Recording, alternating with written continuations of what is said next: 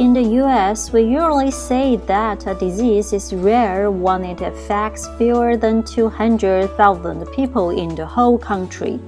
50% of the people affected by rare diseases are children. But because there are so many different rare diseases, experts estimate there are about 7,000. Collectively, it is not so rare to have a rare disease. In fact, about 30 million Americans have a rare disease. And all of the people with rare diseases lived in one country, it would be the world's third most populous country. So studying them is important in its own right. One of the most important rare diseases is heterotopic ossification. It is a diverse pathologic process defined as the formation of extraskeletal bone in muscle and soft tissue. People with such a disease have the soft tissues of their bodies turning into bone. What's more, it progresses through life. There are two types of heterotopic ossification, genetic HO and acquired HO.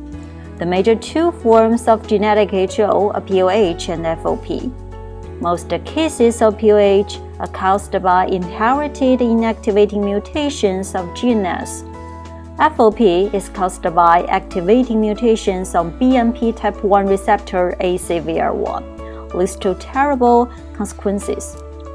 Acquired HO occurs frequently as complications of trauma, fractures, total hip arthroplasty, deep burns, and central nervous system injury.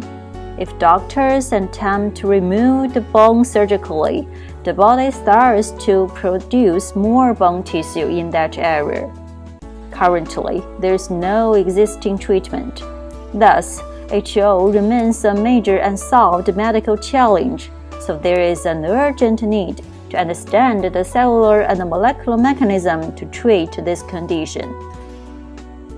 The researchers from Harvard School of Dental Medicine Young Lab found that in one of the genetic HO-POH mouse model, ectopic bone was progressively increased from 6 weeks to 8 months.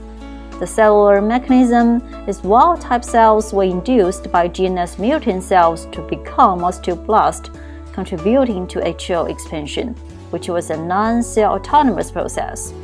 During this process, YAP and the Sony Heterog were activated. To test the molecular mechanism, we performed ATAC-seq and qPCR analysis.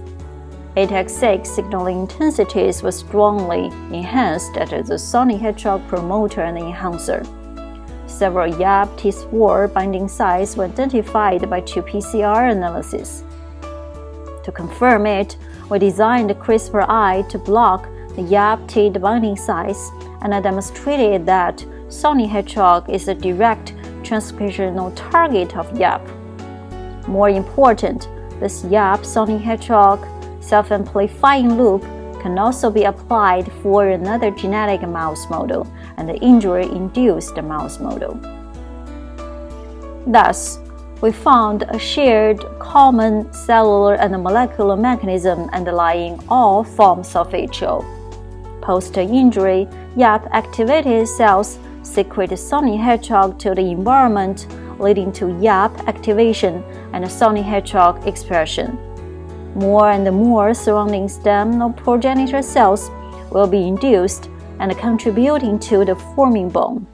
These forms are self-amplifying and self-propagating loop, leading to ectopic bone formation and expansion.